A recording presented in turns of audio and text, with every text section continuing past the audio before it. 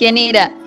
Un podcast familiar con historias reales afines a tu vida diaria. Dirigido a los que ríen, a los que lloran, a los que cantan, a los que sufren pero siguen soñando, a los que se caen y se levantan, a los que vuelven a caer y se siguen levantando. Individuos como tú y yo. ¿Quién irá? El podcast. Buen día, mi nombre es Sofía y conmigo está mi familia. Yo soy Diego. Yo soy Carlos. Yo soy Rosa Isela. Nada más, yo quiero interrumpir un momento nada más para hacerles saber a los que nos están escuchando que estamos grabando esto cada quien en su respectivo hogar, en su respectiva casa. No estamos en un estudio de grabación. Entonces, por si de casualidad llegaron a escuchar algún carro que pasa, algún avión o perros ladrando, pues es por eso, porque cada quien está en su casa grabando. Nada más quería hacérselo saber. Hoy les presentaremos mi testimonio. Después tendremos una discusión de mesa compartiendo nuestros puntos de vista basados en la palabra de Dios.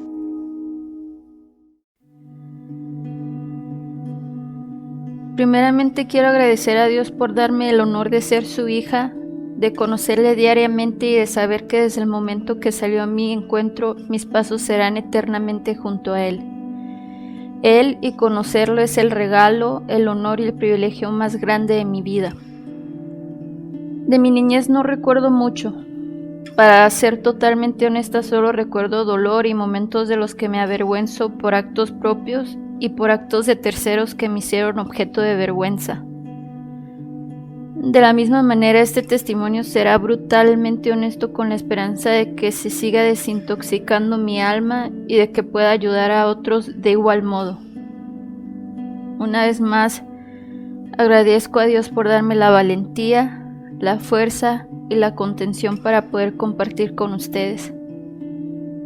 La primera memoria que tengo en mi mente es de estar sola en el kinder. Todos los niños y la maestra estaban en el patio y yo estaba alejada de todos, sentada en un tronco. En ese lugar trabajaba un hombre mayor, quizás de unos 50 años, y dos memorias tengo de él: que jugábamos escondidas, me cargaba y me besaba la mejilla y después ya no lo vi más. En ese tiempo yo padecía epilepsia, no sé desde qué edad, pero sí recuerdo que recuperar la conciencia después de un ataque epiléptico era horriblemente doloroso y que mi cerebro se sentía inflamado. Yo no podía reaccionar hasta después de 1 o 2 horas. Esa escuela a la que yo asistía era una escuela católica carismática, y claro está que a esa edad yo no sabía qué era religión ni qué era iglesia. Solo sabía que mi mamá me llevaba ahí y que para ella era muy importante que yo llegara a ver a una mujer. Recuerdo que esa mujer me sentó en sus piernas, me abrazó y susurró algo a mi oído que hasta la fecha no sé exactamente lo que fue. Lo único que sé es que yo le dije que sí. De adulta le he preguntado a Dios qué fue lo que esa mujer me dijo y hay una certeza en mi corazón de que ella me ofreció entregar mi vida a Jesús y yo le dije que sí, y por consecuencia Dios me sanó de la epilepsia. Más recuerdos de trauma vienen de algún tiempo después.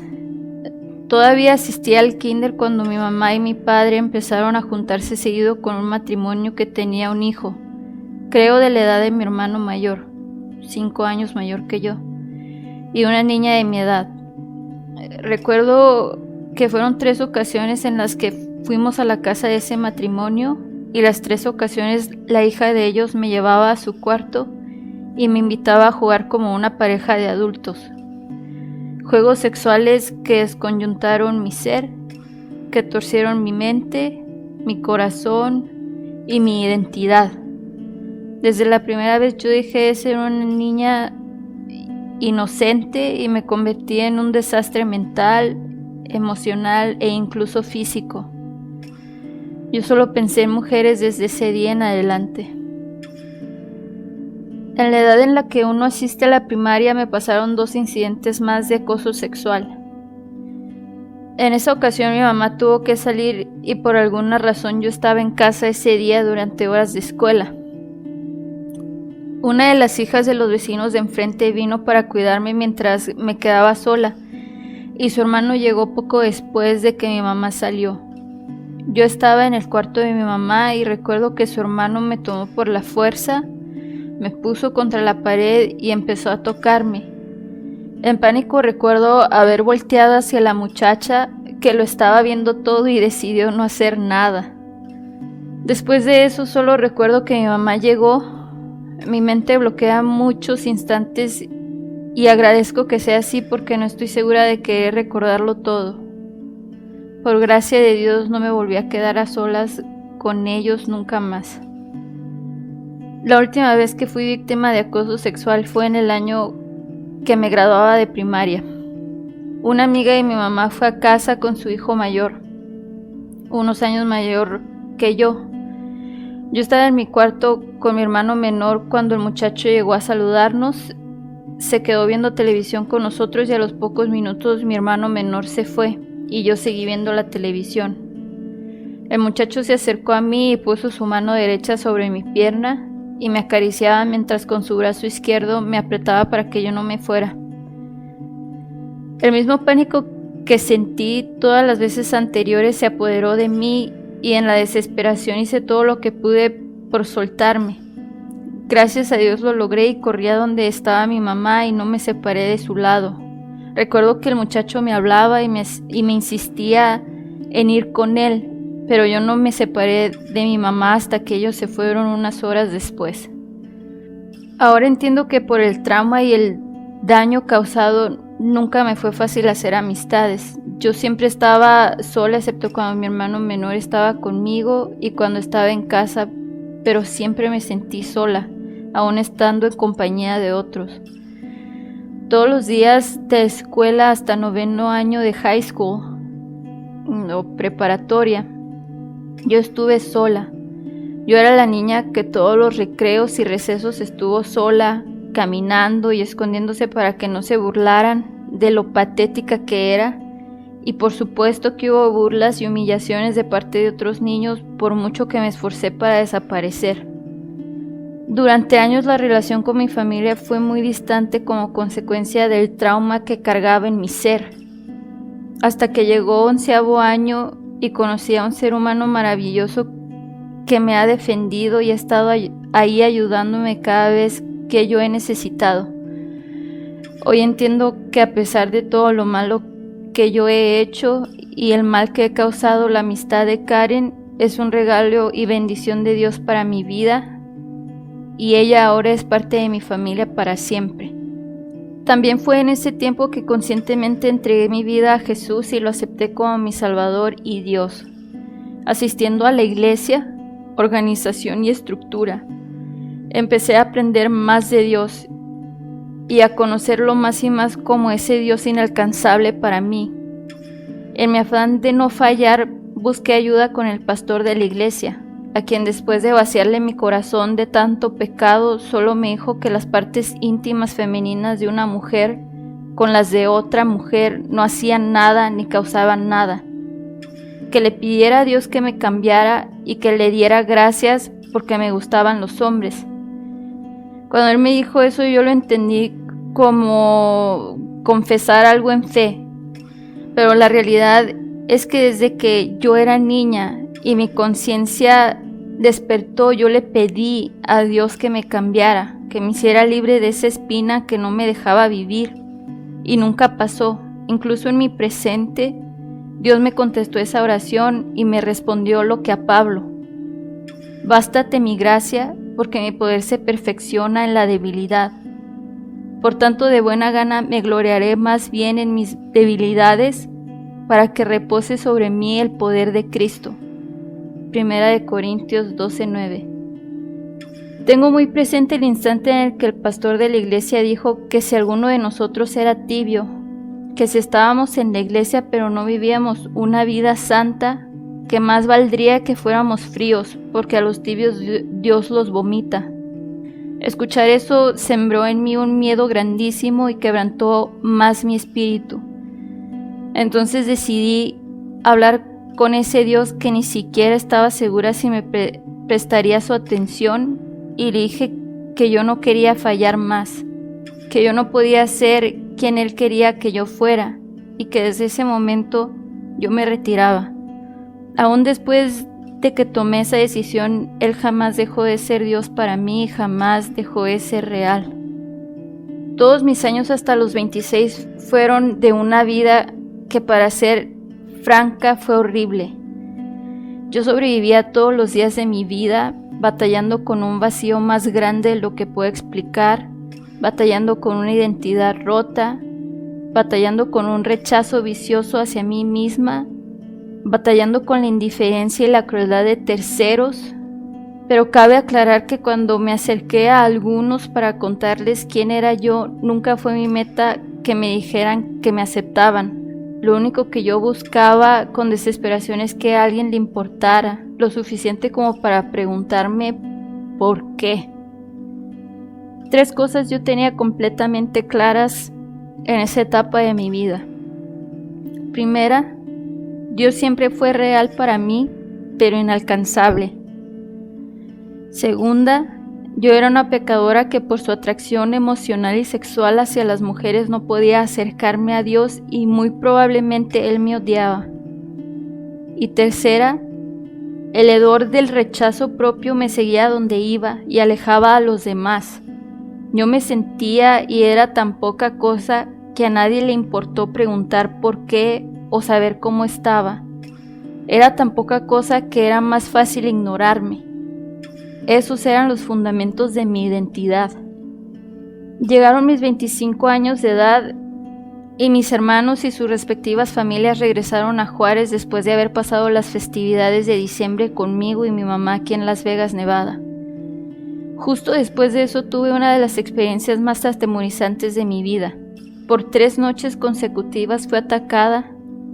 Yo sentía que ese algo que me atacaba quería poseer mi espíritu. Y por más que yo intentaba gritar para pedir ayuda a mi mamá, no podía. Sudaba frío y no me podía mover hasta que en mi mente lograba pensar el nombre de Jesucristo. Después de que pasaba, me aterrorizaba contarlo y me quedaba despierta hasta que el sol saliera para poder dormir sin miedo. De los 25 a los 26 estuve peor que nunca. Estuve en un pozo tan hondo de malestar que no sabía ni qué hacer. Espiritualmente tan fría que olvidé mirar al cielo y suplicar ayuda. Emocionalmente tan herida que caí en una depresión al punto de desear la muerte todos los días, de no querer salir de mi cuarto y de llorar todas las noches hasta no poder respirar.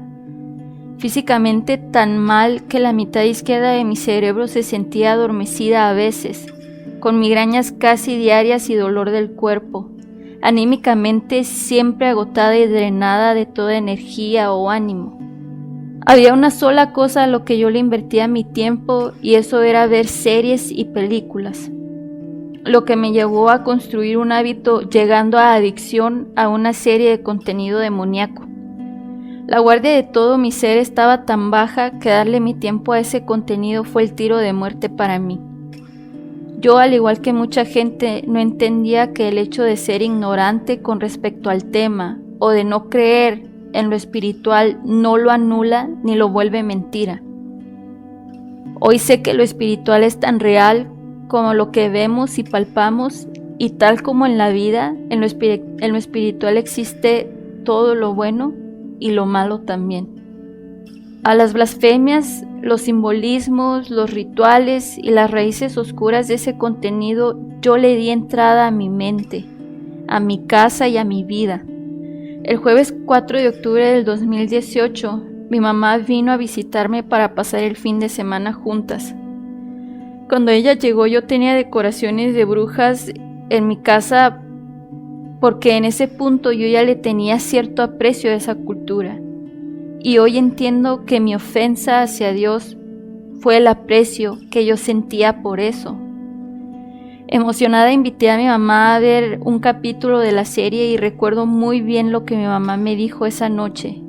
Dijo que todo eso eran simbolismos que alababan a Satanás y que yo lo había visto tanto que había desarrollado una desensibilización a ello. Por supuesto yo me enojé y peleé con ella. porque solo eran decoraciones y una serie. Llegó el sábado 6 de octubre por la noche y yo y mi mamá estábamos discutiendo y justo entonces entró una llamada de mi hermano mayor. Nuestra mamá puso el altavoz y escuché a mi hermano preguntarle a mi mamá que en dónde estaba. Ella le contestó que estaba conmigo. Y mi hermano dijo que ya sabía, porque el Espíritu Santo le dijo que llamara. En ese momento yo pensé que mi hermano estaba de santurrón y que se habían puesto de acuerdo para regañarme. Pero la realidad es que no, que lo que él dijo era verdad.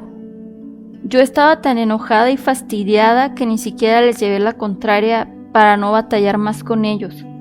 Recuerdo también que nos guió a las 2 en una oración. No tengo ni la menor idea de qué fue lo que dijo, solo recuerdo que nos pidió arrodillarnos y que pidiéramos perdón por todas mis faltas y ofensas a Dios.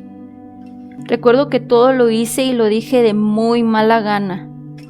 Después de esto saqué todas las decoraciones de mi casa directo al basurero y mientras hacía eso caí en cuenta de que no me sentía enojada ni mal por deshacerme de esas cosas. El domingo yo ya era una nueva persona, no sentía más tristeza, no sentía dolor, no sentía vacío, no me sentía incompleta. De hecho estaba alegre y en paz como nunca en mi vida. Mi mamá salió rumbo a California el lunes en la madrugada y yo regresé a la cama a dormir un poco más antes de levantarme para ir a trabajar. Ese lunes 8 de octubre del 2018 vi el amanecer más hermoso de mi vida hasta el presente. Era un amanecer rosa fuchsia que parecía de terciopelo. Desde ese día entendí que yo era una nueva persona en Cristo, que estaba aprendiendo a ver, escuchar, hablar, ser y caminar de nuevo espiritualmente e incluso se reflejó físicamente. Yo no entendía completamente lo que me estaba pasando porque nunca nadie en mi vida me había hablado, enseñado o reflejado algo así. Desde ese momento en mi ser hay una necesidad de buscar a Dios, de amarlo, de adorarlo, de vivir lo que resta de vida con Él. Era tanta mi necesidad de Él y por Él que empecé a buscar con desesperación música que hablara de Dios, hasta dar con la banda Un Corazón y sus canciones a Dios. Escuché Eterna Luz y Destellos y cada vez que escuchaba el nombre de Jesús lloraba como enloquecida. Lloraba de felicidad, lloraba por su amor, por dar su vida por mí. Simplemente no podía dejar de llorar cada vez que escuchaba su hermoso nombre. Yo por primera vez sentía y tenía vida en toda mi vida, y era solo gracias a Él. Como el pastor que toma al cordero quebrantado y lo cuida con especial amor para que viva, de la misma manera me cuidó nuestro Padre Celestial. Por varios meses fuimos Él y yo solamente. Él me enseñaba a ver, a escuchar, a hablar, a sentir, a caminar y a perdonar como Él lo hace conmigo todos los días. Siendo brutalmente honesta otra vez, la vida es muy difícil para todos de distintas formas y nunca deja de ser difícil, pero Dios la hace mejor cada día. La hace mejor cada día por ser quien es y por todo lo que nos comparte y nos da de Él. Su amor perfecto, eterno, inquebrantable por nosotros lo vuelve todo mejor. En los días malos y buenos, en los momentos difíciles, dolorosos, felices, Él nos da amor, gozo, esperanza, fe e ilusión para seguir. Él siempre nos sostiene. Saberme su hija y que Él siempre está aquí sin importar cuánto me equivoque es el regalo más precioso de la existencia. Él es todo para mí y yo no quiero ni puedo imaginarme la vida sin Él. Solo Él llena el vacío humano. Solo Él cabe en ese lugar. Unos meses después aprendí otra gran lección.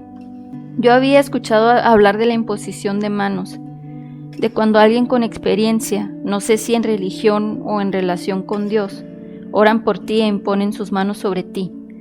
Y nunca entendí la importancia de ser lo más prudente posible con ese tema. tanto al imponer tus manos en alguien o que alguien imponga sus manos sobre ti. Definitivamente es una acción que no se debe tomar a la ligera. Me tocó encontrarme rodeada de gente conocida y de que se ofrecieran a orar por mí. Yo, confiando imprudentemente porque eran personas conocidas, acepté y me llevaron al centro del círculo. Y toda la oración iba bien hasta que una de esas personas puso sus manos en mi cabeza y en mi nuca mientras oraban. Desde esa noche por mucho tiempo sentí un miedo, un tormento y una perturbación que nunca en mi vida había experimentado, ni pensado, ni sentido. Fue un tiempo después que lo comprendí y los puntos se unieron. Yo estaba experimentando eso, sintiendo eso y siendo atormentada grandemente por la imposición de manos.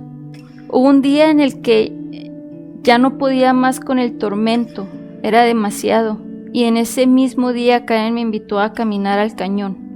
Al fin llegamos a la cima de una mesa pequeña del cañón y nos sentamos y duramos ahí una media hora. Yo en mi mente constantemente pidiéndole a Dios que me ayudara. Ya de regreso yo iba manejando y metros frente al carro descendió un águila. Con sus alas desplegadas muy largas y su plumaje café eran impresionantes. En la vida había presenciado algo así. Me causó tal emoción verla que no podía dejar de pensar en ese momento todo el camino. Y di gracias a Dios por permitirme ver algo tan increíble. Llegué a casa y buscando unas tijeras en un mueble abrí uno de los cajones y sobre todas las cosas en ese cajón había una hoja que por título llevaba Domingo 18 de diciembre del 2011, como subtítulo Salmo 103, y una lista de las capacidades y cualidades de las águilas. Ese papel yo lo había escrito años atrás y nunca lo volví a ver otra vez hasta ese momento en el cajón. Del Salmo 103 lo siguiente resaltó para mi alma: bendice alma mía a Jehová, y bendiga todo mi ser su santo nombre, y no olvides ninguno de sus beneficios. Él es quien perdona todas tus iniquidades, el que sana todas tus dolencias, el que rescata del hoyo tu vida, el que te corona de favores y misericordias, el que sacia de bien tu boca, de modo que te rejuvenezcas como el águila. Jehová es el que hace justicia y derecho a todos los que padecen violencia. No ha hecho con nosotros conforme a nuestras iniquidades, ni nos ha pagado conforme a nuestros pecados, porque como la altura de los cielos sobre la tierra, engrandeció su misericordia sobre los que le temen. Cuanto está lejos el oriente del occidente, hizo alejar de nosotros nuestras rebeliones. Como el Padre se compadece de los hijos, se compadece Jehová de los que le temen, porque Él conoce nuestra condición, se acuerda de que somos polvo.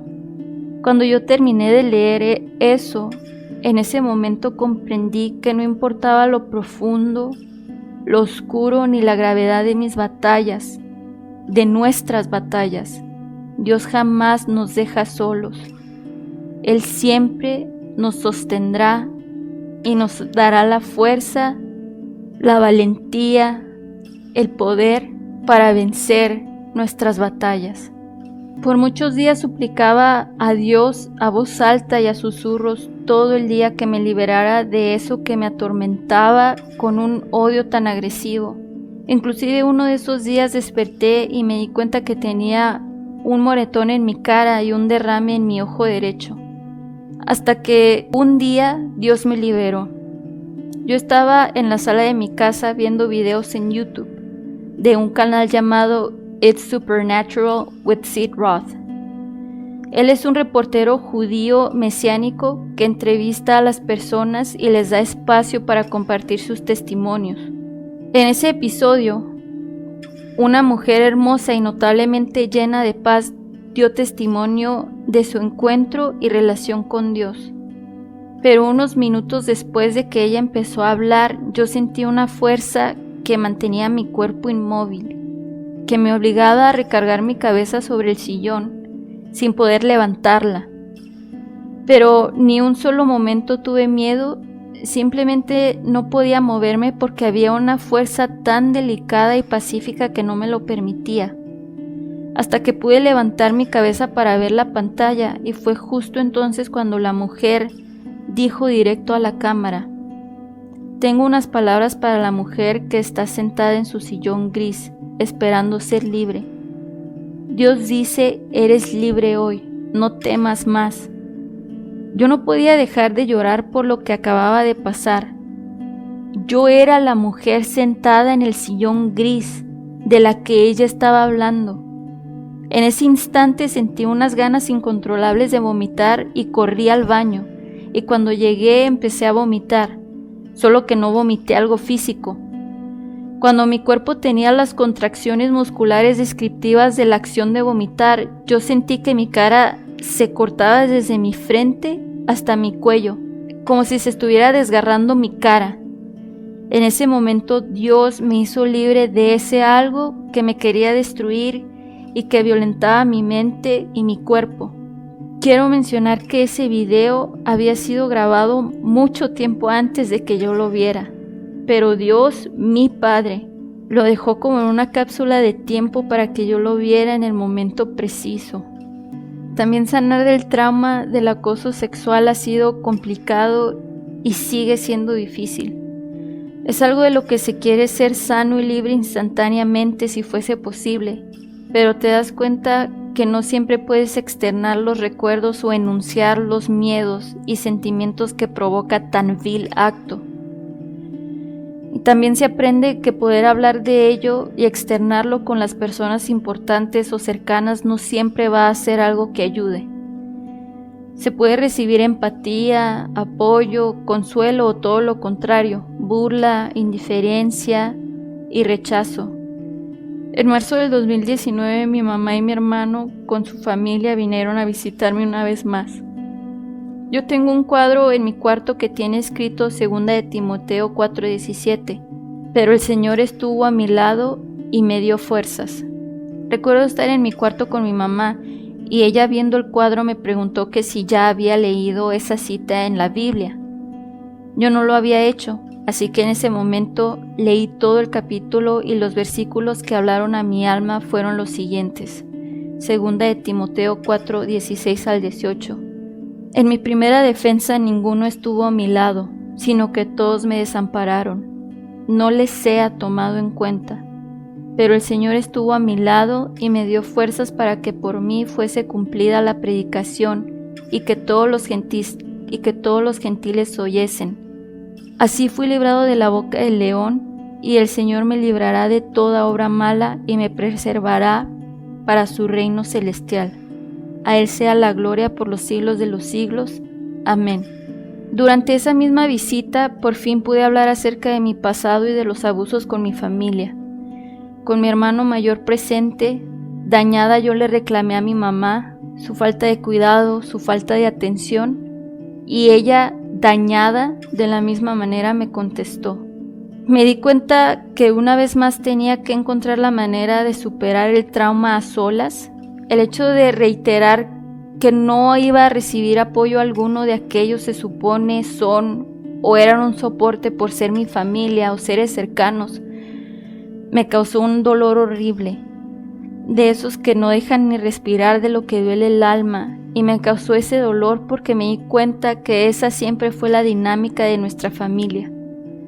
Así que cansada y tomando la decisión consciente de que yo no quería seguir acarreando esa dinámica al resto de mi vida, decidí que a partir de entonces yo iba a ser diferente. Yo iba a aprender, yo iba a corregir y yo iba a cambiar. A partir de entonces solo iría a quien siempre está presente, Dios. Por un tiempo del cual no tengo la cuenta exacta, pero me parece que fue poco más de 3 semanas. Yo no podía hacer más que llorar y gritar de dolor cuando me quedaba sola. En ese tiempo yo le dije a Dios que no podía hacer más que llorar, que no tenía fuerzas para nada más, pero que yo sabía que Él estaba conmigo y que ya nunca jamás iba a estar sola gracias a Él. Pero el dolor me hizo olvidar la palabra que Él ya me había dado en 2 de Timoteo 4, 16 al 18. Uno de esos días de tanto dolor, yo llegué a casa después del trabajo y había un sobre en mi puerta que tenía escrito: para usted. La carta dice: pasé por su hogar para compartir un pensamiento consolador. Mateo 11, 28 al 30. Vengan a mí todos los que están trabajados y cansados, y yo los haré descansar. Lleven mi yugo sobre ustedes y aprendan de mí, que soy manso y humilde de corazón, y hallarán descanso para sus almas, porque mi yugo es fácil y ligera mi carga. También tenía escrito Juan 17:3. Y esta es la vida eterna, que te conozcan a ti, el único Dios verdadero, y a Jesucristo a quien has enviado. El mismo día que recibí la carta, por la noche, me desperté y lo primero que vi fue el cuadro. En ese momento me senté y tomé mi Biblia y leí 2 de Timoteo 4. Y Dios me recordó la palabra que me había dado antes de reclamarle a mi mamá. En mi primera defensa, ninguno estuvo a mi lado, sino que todos me desampararon.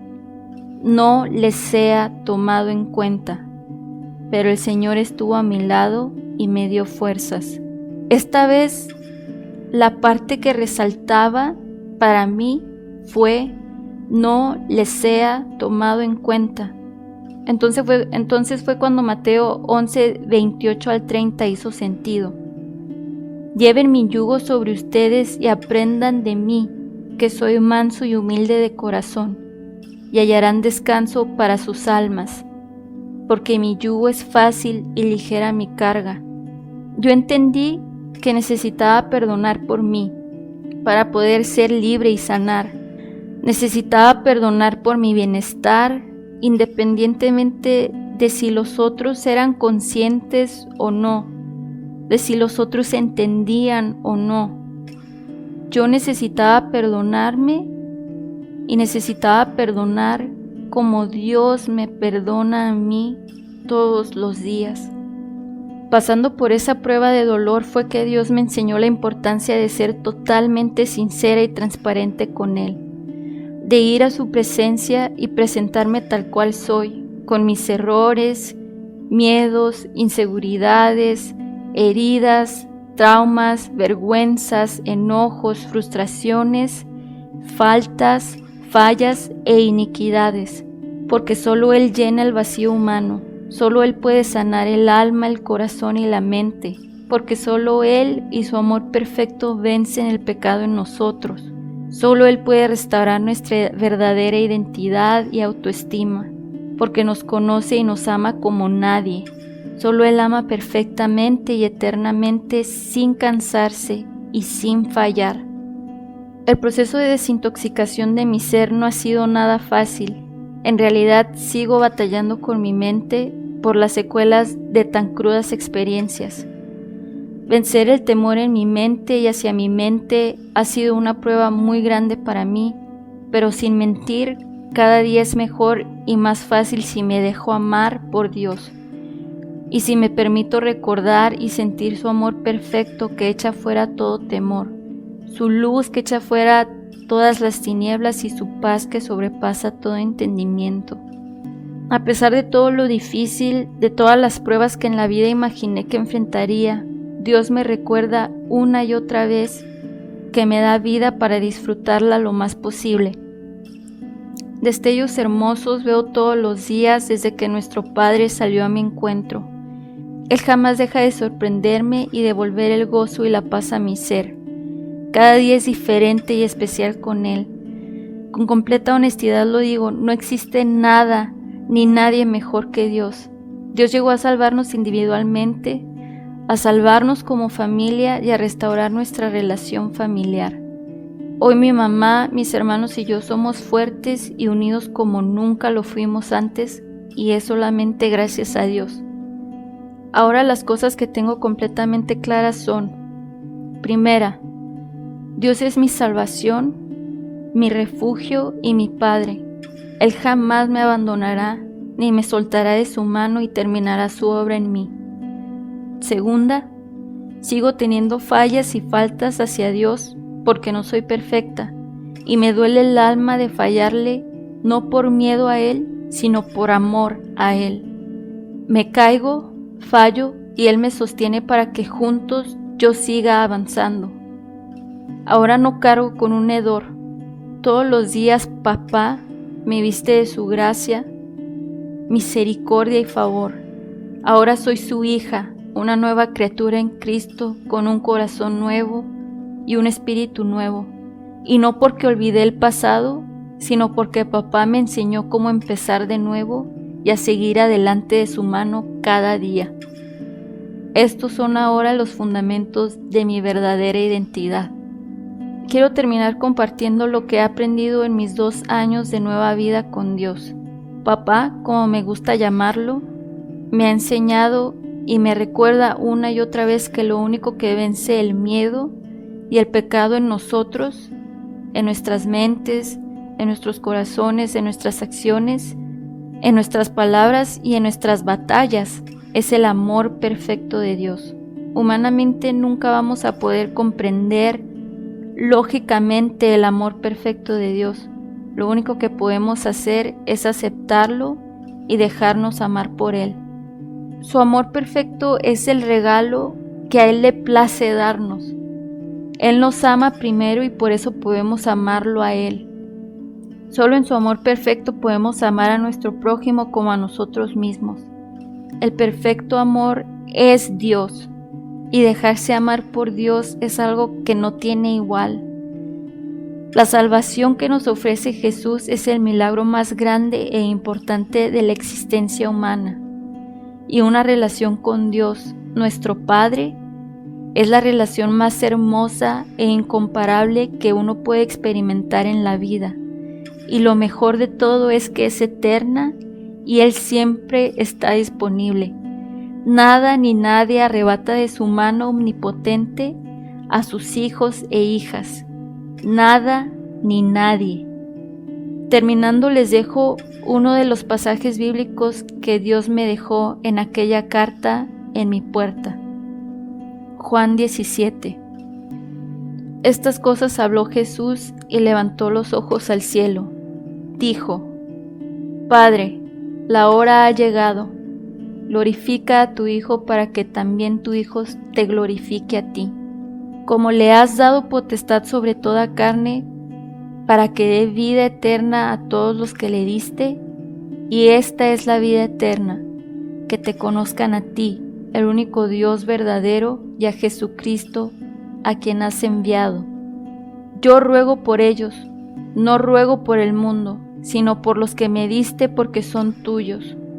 Y todo lo mío es tuyo y lo tuyo mío. He sido glorificado en ellos, y ya no estoy en el mundo, mas estos están en el mundo. Yo voy a ti, Padre Santo. A los que me has dado, guárdalos en tu nombre, para que sean uno, así como nosotros.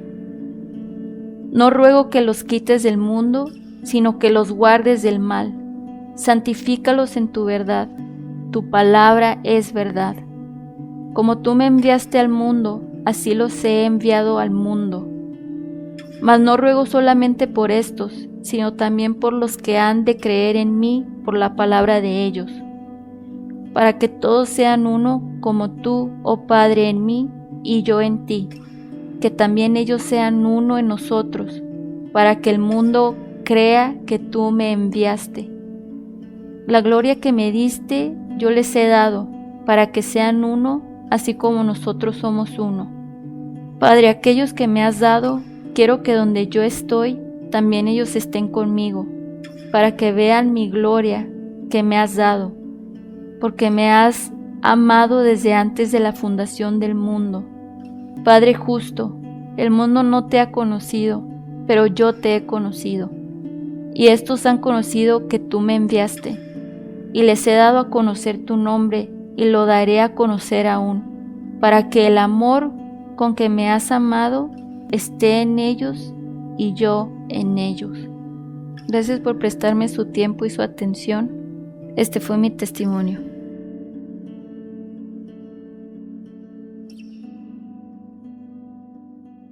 Muchas gracias por su tiempo y seguir con nosotros. Ahora empezaremos la discusión de mesa. Como comenté en el testimonio, la epilepsia fue una prueba difícil para la familia. Para la familia lo difícil era presenciarlo y para mí el padecerlo.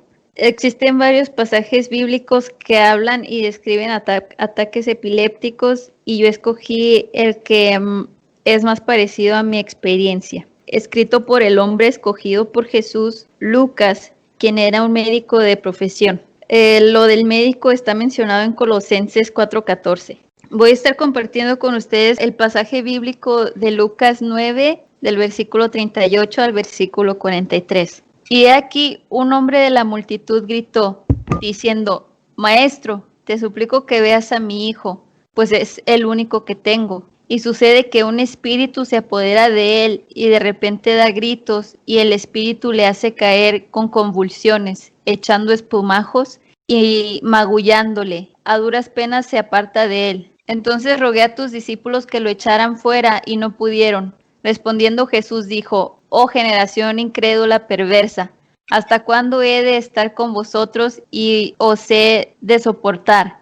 Trae acá a tu hijo. Cuando se acercaba, el demonio lo derribó y lo hizo caer con convulsiones, pero Jesús reprendió al espíritu inmundo y sanó al muchacho y se lo devolvió a su padre, y todos estaban admirados de la grandeza de Dios. Decidí compartir este pasaje bíblico con ustedes porque en mi opinión se parece a nuestra experiencia como familia o por lo menos en el caso de mi mamá y el mío, porque el hombre confiaba que Jesús iba a poder sanar a su hijo, lo iba a hacer libre de ese espíritu inmundo que lo dañaba, que le causaba dolor. Y el hijo fue con su papá, no cuestionó a su padre, simplemente siguió a su padre y fueron los dos a Jesús, que en nuestra experiencia es muy parecida porque para mi mamá era muy importante llevarme a ver a esa mujer. Se decía que Dios sanaba a través de ella. Entonces yo recuerdo que como una hija, sin cuestionar a mi mamá, simplemente fui con mi mamá me llevó y cuando llegué a ver a esa mujer, entonces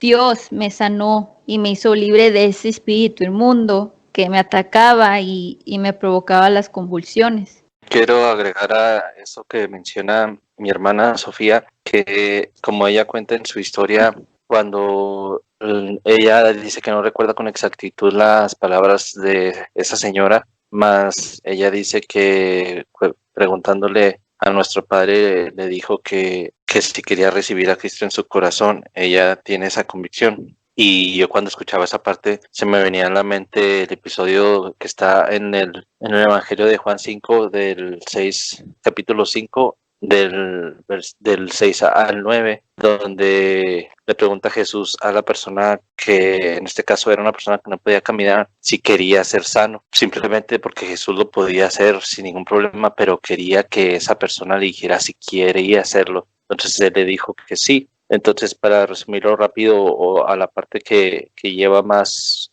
lo que les quiero mencionar, en la parte de Juan 5:6 dice, cuando Jesús lo había acostado y supo que llevaba ya mucho tiempo así, le dijo, ¿quieres ser sano? Señor, le respondió el enfermo, no tengo quien me meta en el estanque cuando se agita el agua y entre tanto que voy yo, otro desciende antes que yo. Entonces él quería ser sano, pero el contexto de esa historia es que había un estanque donde se decía que se agitaban las aguas y el primero que las tocaba era el que ganaba, por decir, la sanidad.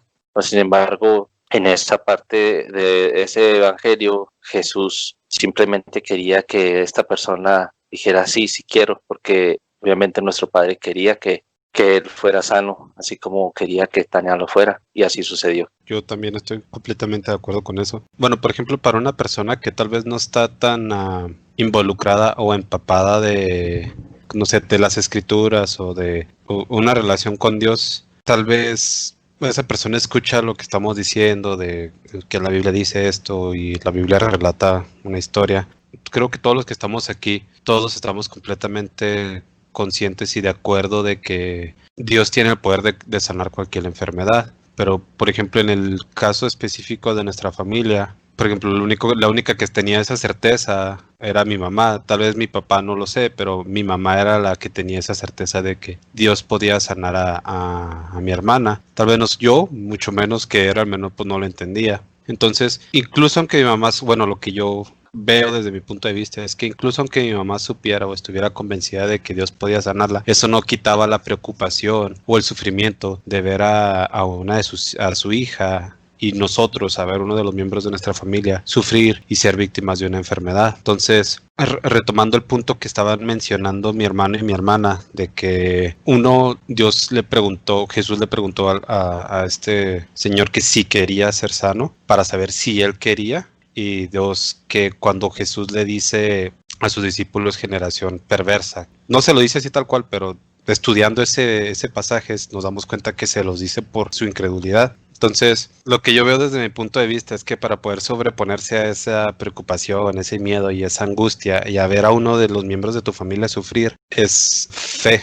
Y como dije al principio, una persona que tal vez no está empapada de la escritura o que tal vez no tiene una relación personal con Dios, escucha fe y tiene ese concepto que todos hemos tenido durante mucho tiempo, de que hay unos que tienen mucha fe y otros que tienen poquita fe, pero en sí fe es blanco y negro. Fe es crees o no crees. Por ejemplo, ahorita con el coronavirus, para usar un ejemplo, hay gente que dice, yo no creo en el coronavirus, y otros que dicen, sí, yo sí creo. Y tal vez los que dicen sí creo, no tendría mucha congruencia, mucho sentido que digan, sí creo, pero nada más poquito. O sea, o crees que es real o no, o crees que no es real. Se acabó, no es que sí creo real, pero es nada más poquito real, no es mucho real. O sea, a lo que voy es que la fe es que tú estés convencido de que algo es real o no es real. En el caso específico de nuestra familia, mi mamá estaba completamente convencida de que existía un Dios y que ese Dios podía sanar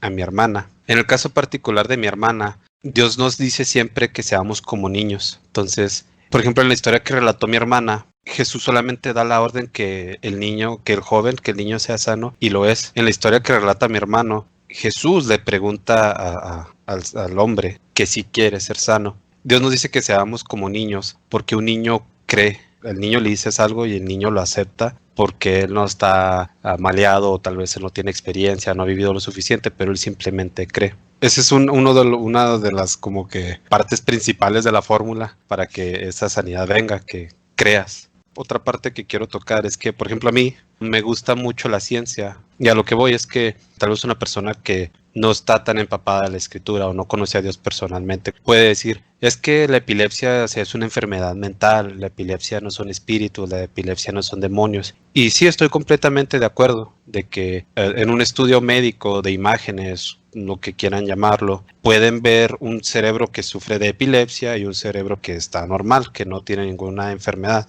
por así decirlo. Y los expertos en medicina y los científicos pueden decirte, sí, mira, es que este cerebro, aquí y aquí en estos puntos, eso nos da la pauta de que sufre de epilepsia. Y este otro es cómo debería de estar. Y entonces una persona que no quiere aceptar o tal vez no cree en lo que nosotros creemos, nos puede decir, es que no son espíritus, es esto, es ciencia. Y una vez más, estoy completamente de acuerdo, pero al mismo tiempo, para mí siempre ha sido la misma moneda, pero dos caras diferentes.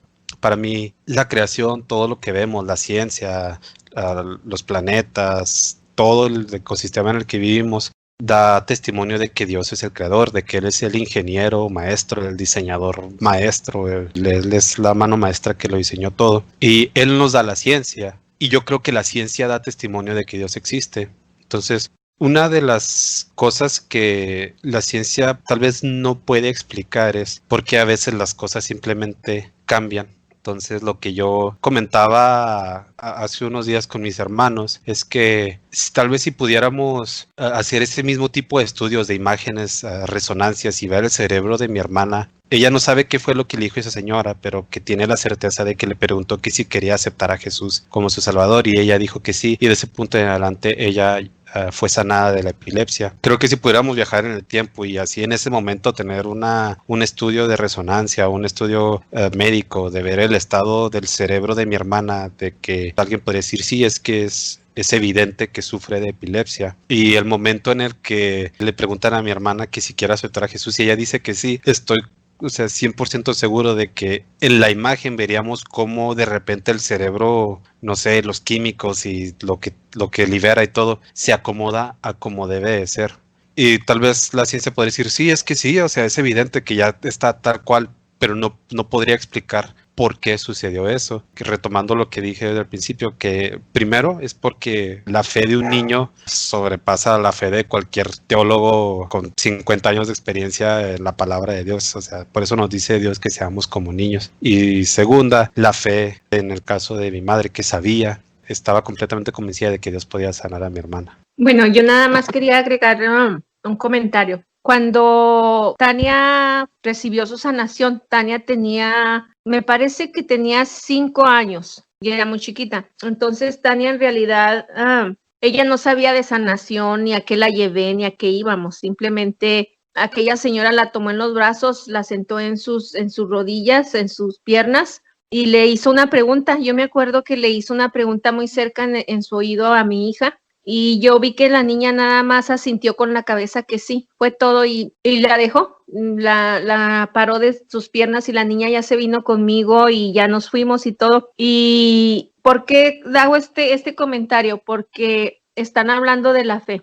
¿verdad? Entonces, cuando me preguntaron que cómo seguía la niña, mi familia, yo les dije que seguía bien y me dijeron, ¿le cambiaron el medicamento o algo? Le dije, no, la niña fue sanada, Dios la sanó. Entonces en mi familia hay enfermeros y así, gente que estudió acerca de la salud. Entonces me dijeron, es que eres una ignorante, o sea, que tú no sabes que esa enfermedad, si dejas de darle el medicamento, esa enfermedad va a ir ganando campo hasta que la niña quede inconsciente, incluso en coma por mucho tiempo. Entonces le dije, sí, pero eso no va a pasar porque Dios la sanó. Entonces, a mí nada me hubiera costado haber ido con el médico para cerciorarme de que estaba sanada, ¿verdad? De que, como dice Diego, o sea, basarme o ponerme yo en la línea de la ciencia, de que la ciencia me dijera, sí, ya no tiene nada, toma, está bien. Pero lo único que puedo decir es de que desde aquel día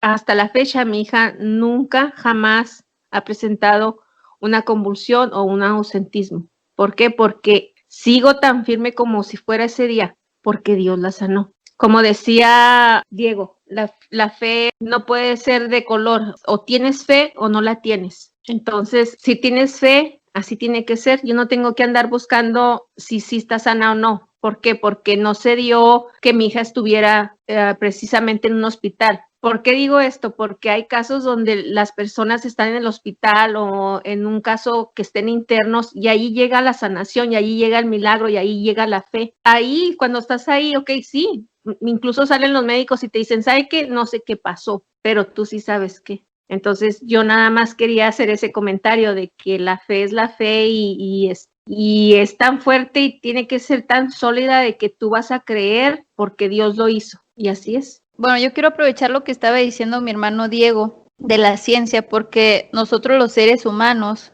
nos han inculcado, y mayormente culpo a la religión por ello, que Dios y la ciencia son dos entidades distintas, o que Dios y la ciencia no van, cuando la realidad es que Dios es el creador de la creación. Por eso hay tanta similitud, un ejemplo, entre el espacio, las galaxias, o por ejemplo las nébulas, como tienen un parecido casi exacto a la iris del ojo humano. O sea, Dios es el creador de la creación, de la humanidad, de los animales, de los planetas, las galaxias. Todo tiene su sello, todo tiene su diseño, todos los ciclos, los procesos están conectados unos con otros. No son dos entidades distintas, Dios y la ciencia. La ciencia es de Dios. Y hay una cita bíblica, Proverbios 2:16, que dice, porque el Señor da sabiduría y de su boca fluyen conocimiento y ciencia. Muchas veces en la Biblia Dios nos anima no solamente a seguir a ciegas, sino de hecho a usar la conciencia, a estar despiertos, a pensar el proceso de las cosas. ¿Por qué? Las cosas no aparecen con tronar los dedos. Una vez más, todo está unido en procesos, en ciclos, la cadena alimenticia, todo.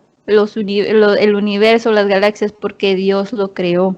Sí, estoy completamente de acuerdo. Y de hecho, otra de las cosas, creo que esto sí fue un estudio que se realizó, no estoy completamente seguro, pero no tomen mi palabra de que así fue. Pero, por ejemplo, la ciencia podría decirte es que tú realmente no hablas con Dios. Mira, lo que pasa es que cuando tú cierras tus ojos y te concentras, tu cerebro forma ciertas conexiones entre las neuronas, libera ciertos químicos y esa configuración que se establece hace que tú te sientas así y hace que sientas que tú estás hablando con Dios. O sea, sí creo eso de que tú al concentrarte, las conexiones entre tus neuronas se alinean de manera diferente y hace que sientas cosas. Sí, estoy de acuerdo. Pero retomando lo que dice mi hermana, que, o sea, la ciencia es Dios, que la ciencia es de Dios. Dios diseñó nuestro cerebro para que pueda hacer esas cosas. Él hizo los compuestos químicos dentro de tu cerebro para que cuando tú hagas eso, que te concentres, cierres los ojos y hables con él, tu cerebro se comporte de esa manera. Él lo diseñó así. Lo que me lleva también a nuestro siguiente punto que mi hermana tocó en su testimonio, que es el abuso sexual. Algunos estudios científicos, no es 100% avalado o comprobado, pero algunos estudios científicos intentan explicar por qué, en el caso del abuso sexual, la pedofilia o algunas otras enfermedades mentales que, solamente usando un ejemplo, un golpe en la cabeza, como dirían los mexicanos, bien puesto, puede cambiar la forma en la que el cerebro está configurado. De hecho, hay mucho evidencia científica de que a muchos de los asesinos seriales en Estados Unidos, la gran mayoría sufrió golpes en la cabeza muy fuertes, que combinado con otros aspectos de su entorno, eventualmente los llevaron a cometer los crímenes que cometieron, de ser asesinos seriales. Y por ejemplo, en el caso de que tocó mi hermana del abuso sexual, creo firmemente que eso sucedió a causa de la maldad del hombre. Dios lo ve todo y sabe todo lo que está sucediendo en el mundo. Y Dios estuvo presente en cada uno de los momentos en los que mi hermana sufrió esos abusos. Y Dios no interviene en nuestras vidas, no porque no pueda o porque no quiera, pero más bien porque Él quiere que lo escojamos a Él. Y entonces una persona que pudiera estar escuchando esto, entonces dice, entonces, pero como sea, Tania era una niña inocente, ¿cómo no va a intervenir? ¿Qué clase de Dios hace eso? Pero retomando un punto que hablamos en mi historia, la maldad que existe en el mundo es resultado de la maldad del hombre. Los asesinatos, las violaciones, los secuestros, la corrupción, los robos, todo es resultado de la maldad del hombre. Cualquier persona que no tiene una relación personal con Dios o no está empapada de las escrituras, mínimo sabe lo que moralmente la sociedad pide de él, de la persona, porque las leyes de Dios sirven como una base moral para la mayoría de las sociedades en el mundo. Entonces, el hecho de que una persona abuse sexualmente de otra es el resultado de nuestra propia maldad, de que Dios quiere que lo escojamos a Él, pero nosotros escogemos darle la espalda a Dios, dejar a Dios fuera de nuestras vidas, de nuestras sociedades, y cada paso de nuestras vidas nosotros tenemos que escoger a Dios. Yo mínimo estoy convencido de que el abuso sexual, en este caso de la historia que presentamos, hacia un niño, pues es solamente el producto de la maldad de los hombres, de nosotros.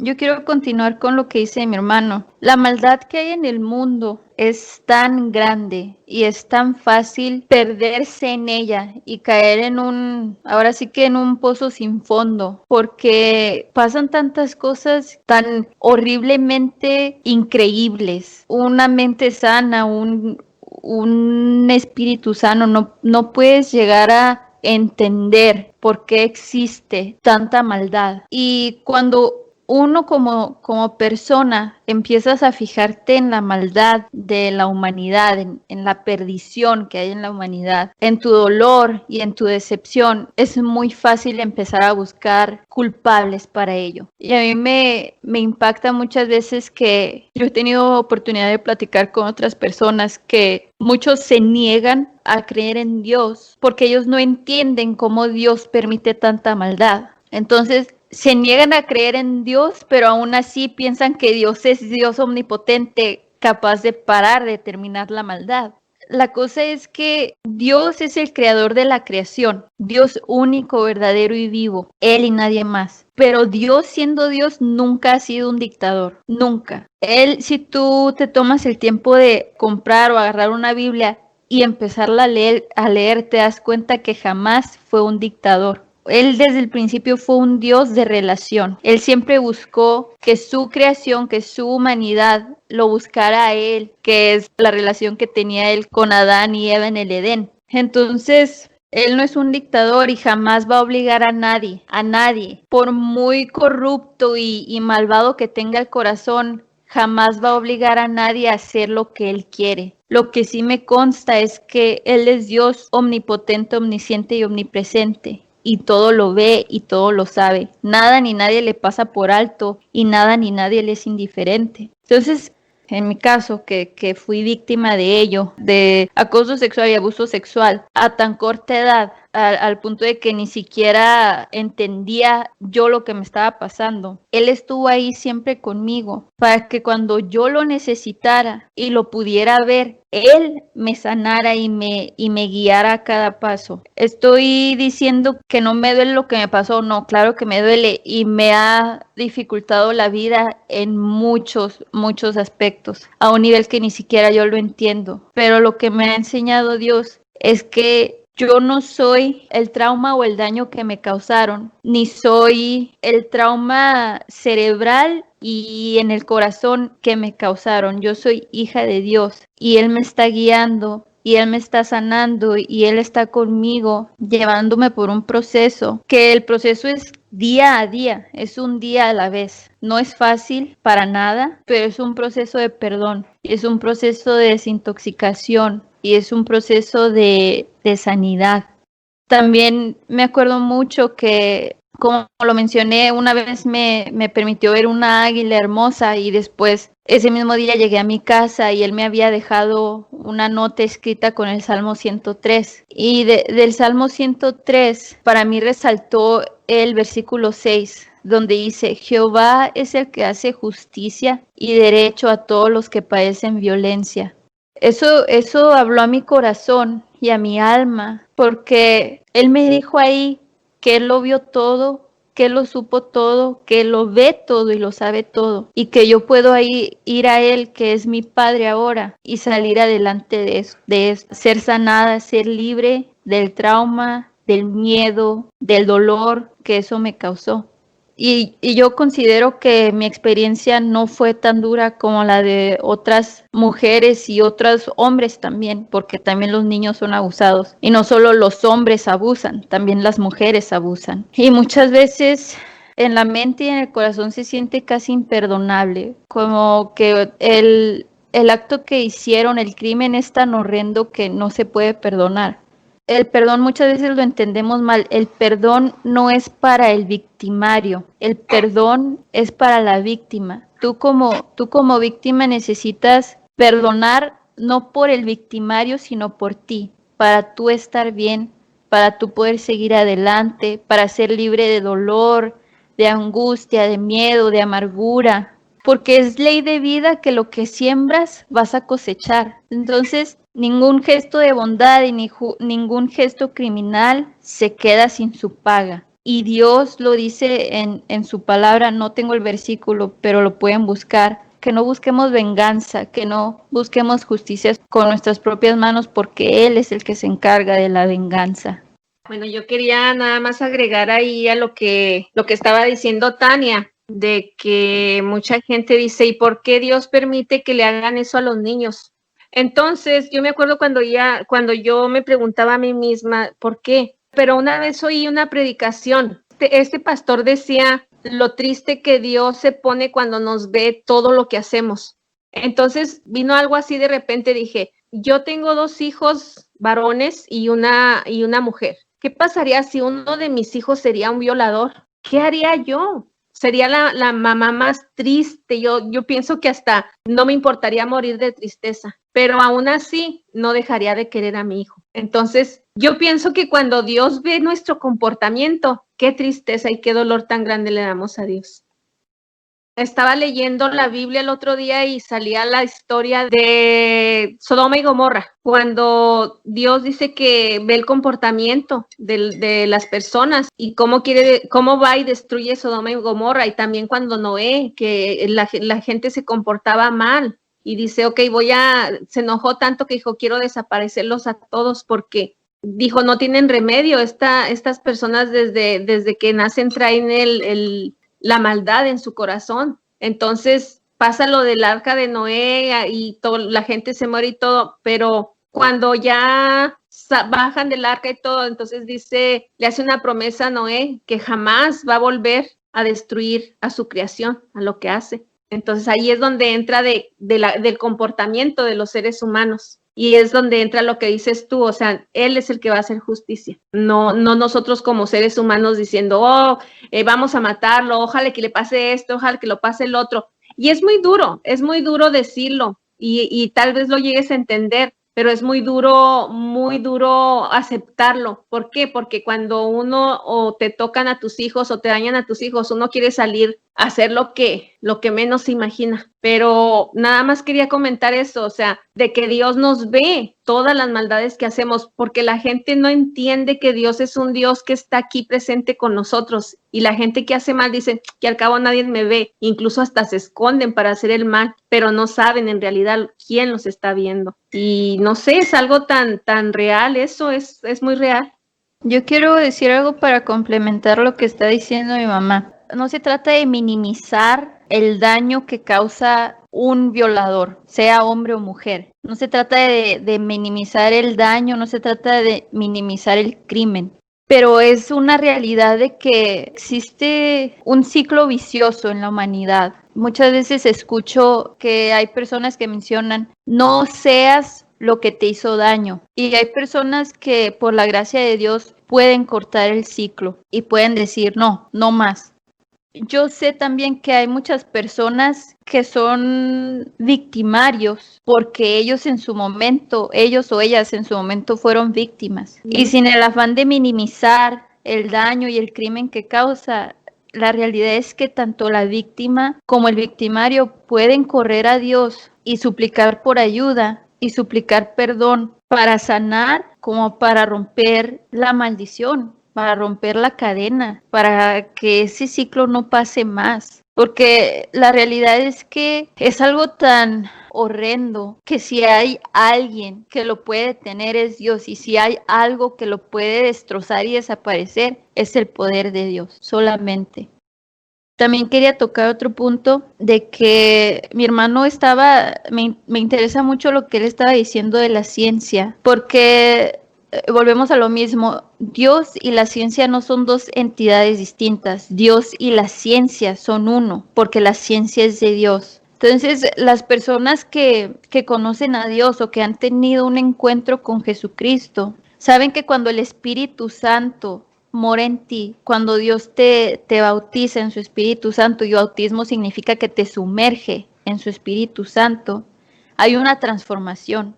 Hay una transformación de la mente, hay una transformación del carácter, hay una transformación incluso física, en tu salud, en tu semblante. Y yo nunca he hecho investigaciones científicas como las hace mi hermano, pero sí medito mucho en estas cosas. ¿Por qué? Porque yo padecía de epilepsia, fui víctima de acosos y de abusos sexuales varias veces. Y la realidad es que no solamente los golpes físicos, pero también el trauma puede llegar a cambiar la química del cerebro, que es por lo que muchas personas que son víctimas, o el switch se va a causar el mismo daño, o el switch se va a ser una persona con temor, una persona que no puede vivir una vida normal, que se puede transformar en victimario o en víctima. Entonces, lo que quiero decir con esto es que muchas veces la ciencia quieren respaldar la pedofilia o el bestialismo o cualquier otro deseo sexual, otro desorden sexual, como una orientación sexual, pero no es así. Tal como el Espíritu Santo de Dios causa cambios espirituales, mentales, anímicos y físicos en una persona, también los espíritus inmundos causan lo mismo, causan malformaciones mentales, psicológicas, espirituales, anímicas y o físicas. Entonces lo que quiero decir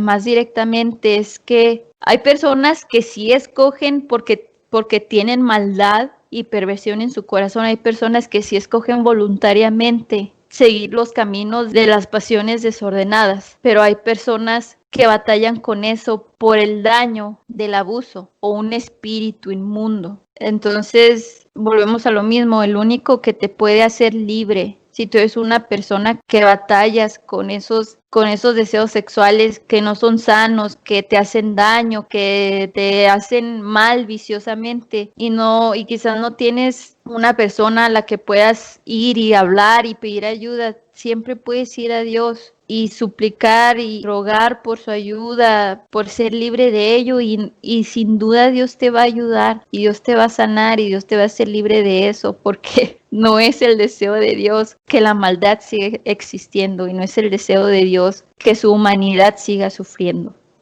Estoy completamente de acuerdo con lo que acaba de decir mi mamá y mi hermana, y yo no hago investigaciones científicas, solo para aclarar. Me gusta leer investigaciones científicas, pero muchas de las cosas que he leído y que he aprendido, por así decirlo, es que, repito, para mí siempre la moneda es la misma, solamente es una cara diferente.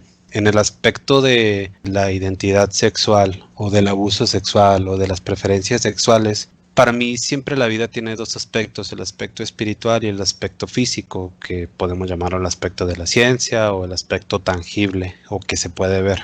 Para mí ha sido evidente que, por ejemplo, en el caso de mi hermana, que cuando a un niño, a una personita que se está desarrollando, que es una esponjita que está absorbiendo todo, cuando se le interrumpe o se le trastorna o se le altera ese proceso de crecimiento, ese niño, esa niña va a crecer sin identidad. A lo que voy es que cuando uno nace, uno tiene su personalidad, uno va aprendiendo, convive con sus padres, en nuestra familia convives con hermanos, con padres, primos, tíos, y todo eso es tu entorno que poco a poco, conforme vas creciendo, se va expandiendo. Primero son tus padres, luego son tus padres y tus hermanos, luego son tus padres, tus hermanos y tus amigos, y así vas creciendo y vas creciendo, hasta que tiene que llegar un punto en el que tú sabes lo que eres, o un mínimo tienes una idea de quién eres. Pero cuando a un niño se le interrumpe eso con violencia, ya sea maltrato físico, maltrato emocional, palabras que lastiman,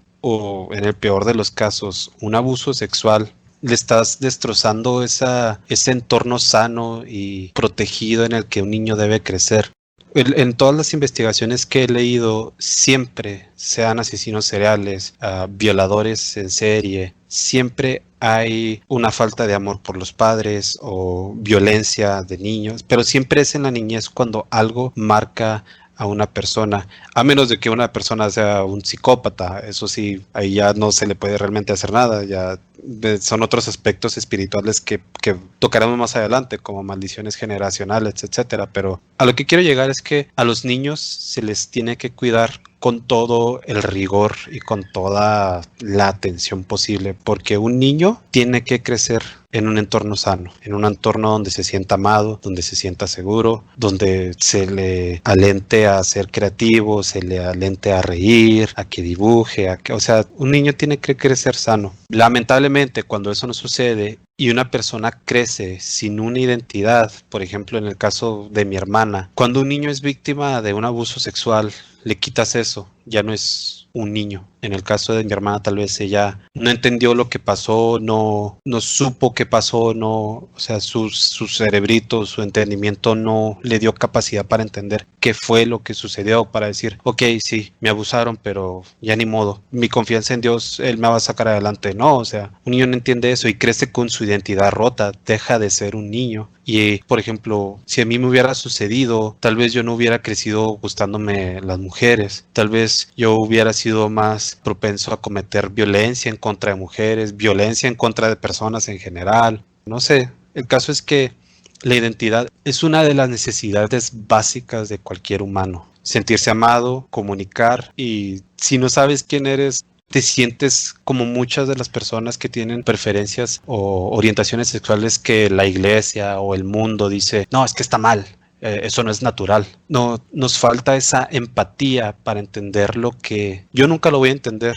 Hago mi mejor esfuerzo por entender, pero mínimo intento entender lo que ha de sentir una persona que no sabe quién es, una persona que no tiene identidad. Y el abuso sexual en niños, eso es lo que provoca. Es 99% seguro que le va a quitar la identidad a un niño. Va a crecer sintiendo que el cuerpo en el que habita no es de él, no es de ella, y va a buscar cambiar su cuerpo, va a buscar hacer todas esas cosas que ahorita la iglesia cataloga como es una perversidad y es una abominación. Pero nuestro trabajo como hijos de Dios, ahorita estoy hablándole a las personas que conocen a Dios, nuestro trabajo no es ir con las personas y decirle, hey, estás mal, arrepiéntete, te vas a ir al infierno. No es nuestro trabajo llevar el juicio de Dios. Tenemos que amar a esas personas y hacer nuestro mejor esfuerzo por entender, especialmente si tú no sufriste un abuso físico, emocional, sexual, no entiendes lo que se siente no tener identidad. Para Dios, pecado es pecado. Ofendes a Dios.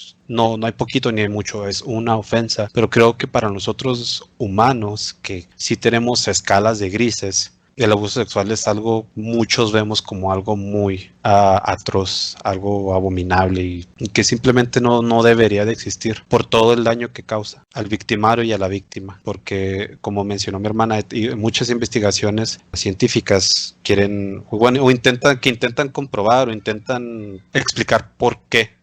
Porque hay muchas tendencias, bueno, no tendencias, hay muchas lo que la ciencia llama orientaciones sexuales, que para una persona el violar a otra persona es la única forma en la que puede conseguir satisfacción sexual, o para otros el ocasionar heridas punzocortantes a otra persona es la única forma en la que pueden conseguir satisfacción sexual, y eso los lleva incluso hasta quitarle la vida a otra persona. Y lo que la ciencia intenta comprobar es cómo. Y muchas de las veces, como mencionó mi hermana, sucede porque esa persona fue víctima y eso lo convirtió en victimario. Y son casos, o sea, tiene mucho que ver el entorno en el que se crea la persona, pero pues básicamente el abuso sexual va a corromper la identidad de una persona. Yo también quisiera hacer un comentario. Bueno, primero que me encanta estar en este chat con mis hijos porque es una oportunidad enorme como madre y como ser humano la que se me presenta. Escuchando yo a mi hija, su testimonio y en base a lo del abuso que sufrió, y ahorita escuchando a mi hijo Diego, que dice que tienes que cuidar a tus hijos lo máximo. Ok, yo me considero que fui una madre muy aprensiva en cuestión al cuidado a mis hijos. Ya en mi testimonio lo escucharán. Entonces, yo lo que quiero dejar claro de que la tendencia es esta, que un adulto abuse de un niño, ¿verdad? Siempre. Que el adulto sea el que abuse a un niño y a un niño. Y nunca nos ponemos a pensar, al menos yo nunca me imaginé que una niña o que un niño llegara el abuso entre ellos. Porque uno dice, pero ¿cómo puede ser? O sea, yo me pregunto porque incluso lo que pasó con mi hija era una familia que cuidaba a sus hijos y yo cuidaba a mis hijos igual, o sea, el abuso se dio ahí con niños de la misma edad, ¿me explico?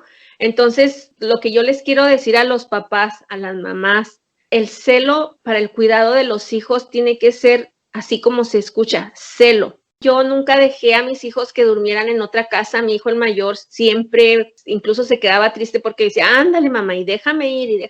Yo nunca los dejé. Entonces, no nada más pasa cuando se quedan a dormir. Las cosas pasan cuando menos te lo imaginas. Por eso yo quiero invitar a todas las mamás que si van de visita, no se sienten nada más como que ya estamos en la casa segura, en esta casa yo me siento segura, yo conozco a esta familia.